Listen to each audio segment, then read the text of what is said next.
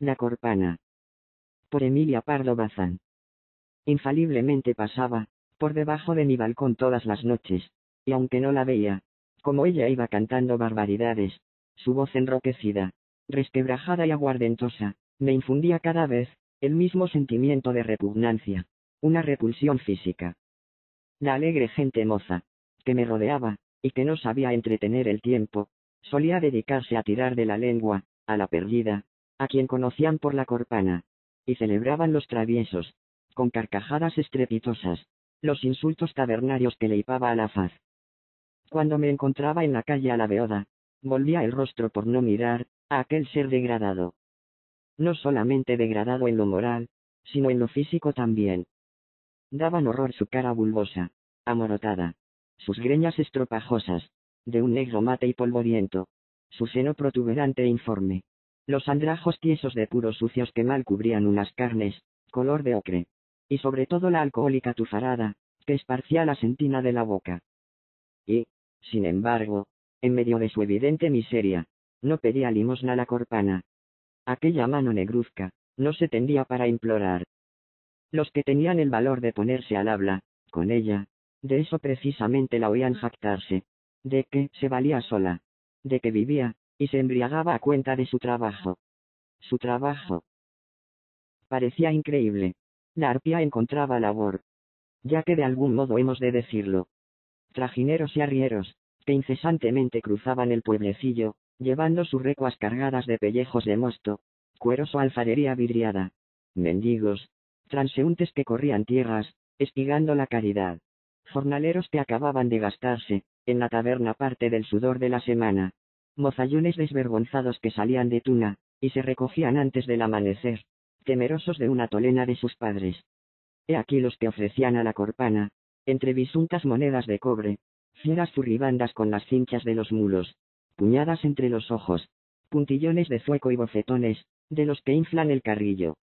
Porque ha de saberse que los más se acercaban a la Corpana con objeto de tener el gusto de majar en ella, y la diversión consistía en la lucha, de la cual la mujer, con sus ríos de hembra terne, salía rendida y vencida en todos los terrenos, excepto en el verbal, no agotándose el chorro de sus injurias y sus pintorescos dicterios, ni cuando yacía en el suelo, medio muerta a fuerza de golpes y de ultrajes. Alguien llamaría sadismo a la peculiar atracción, salvaje y cruel, que ejercía la Corpana en su clientela especial. Y si hubiese sadismo en este caso, preciso será conocer que no es la literatura quien propaga tales iniquidades, pues la mayoría de los atormentadores de la mullerona no creo que hubiesen deletreado, no digo yo al consabido divino Marqués, pero ni aun el ABC en la escuela. Vagaba la Corpana siempre sola, ni las regateras, fruteras ni panaderas del mercado, ni las aldeanas que venían a vender gallinas y leña, ni las golfas de la calle, en pernetas y sin peinar, se hubiesen juntado con semejante barredura. Equivocado estará el que crea que la noción de la desigualdad social la cultivan las altas clases. Es en las bajas, y aun en las ínfimas, donde se acata mejor esa ley de la clasificación y la desigualdad ante los seres humanos. El mohín de desprecio que hacía a la Corpana, por ejemplo, la Gorgoja, panadera de las más humildes, que compraba la harina averiada, y se sustentaba de revenderla, y que no era ninguna Lucrecia. Si hemos de atender a las murmuraciones, no puede compararse sino al que hace la gran señora, a la burguesa entremetida, que aspira a forzar las puertas de su trato.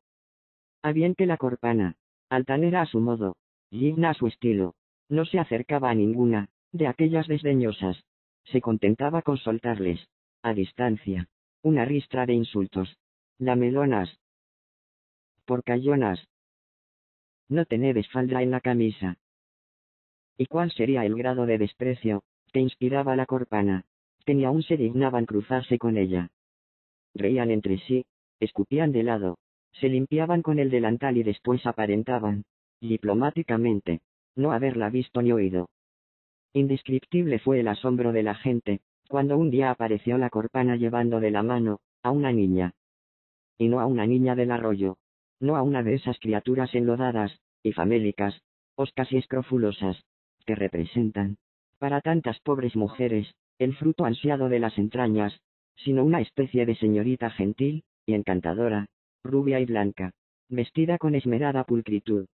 Una chiquilla como un sol, de unos 9 a 10 años, altiva, trajeada de cretona gris, con su cuello blanco, su lazo azul en el pelo y la mata, de reflejos dulcemente trigueños, tendida por la espalda.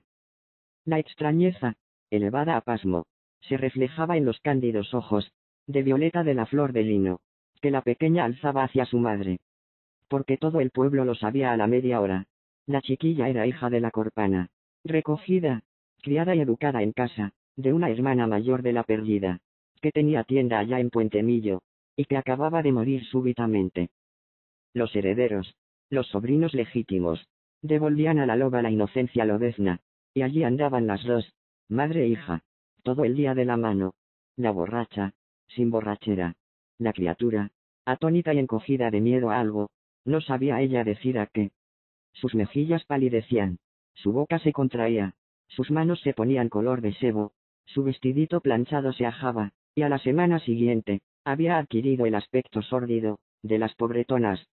Un domingo, al cruzar la plaza para ir a misa, vi que la propia Corpana me salía al encuentro, y me cortaba el paso.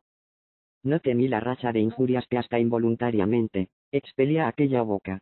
La Corpana venía de paz, venía con los ojos en el suelo. Y, en aquel mismo instante, sentí dentro de mí dos cosas. La primera, que aquella mujer no profería una palabra, que no fuese dolor y vergüenza de sí misma. La segunda, que yo ya no sentía ni repulsión ni desdén. Había entre nosotras algo humano, que tácitamente nos ponía de acuerdo. Por caridad de Dios, balbuciá la que nunca había pedido limosna, y lo tenía a menos. Saquen de mi poder a esta criatura, señores. Sáquenmela pronto, llévenmela. Ya ven que no puede ser. No puede ser, repetimos todos, comprendiendo inmediatamente. Y tomando a la niña con nosotros, la rodeamos como de un círculo defensivo, la aislamos, por un movimiento al cual el instinto dio la precisión de una maniobra militar. Y lo terrible fue que la niña, sonrosada de gozo y emoción, se nos entregaba, presurosa de libertarse de su tremenda madre. Se nos pegaba, huyendo horripilada de la que le había dado el ser. Y yo, fijando el mirar con involuntaria atracción en la Corpana, vi que de los ojos inyectados de la alcohólica saltaba una lágrima pequeña, que debía de ser muy acre, amargosa como el zumo de las retamas, en el monte Bravio. Cuando hubimos colocado a la chiquilla en un convento de enseñanza, a fin de que pasase allí los años que le faltaban para tener edad de ganarse el pan honradamente, me dijo un día Tropiezo, el médico de Vilamorta: ¿llorar la Corpana? Sería aguardiente de orujo. No. Era sangre y agua, era dolor líquido. En todo corazón está oculta una lágrima. Y los moribundos la vierten en la agonía, si en vida no pudieron. El Imparcial, 16 de septiembre de 1907.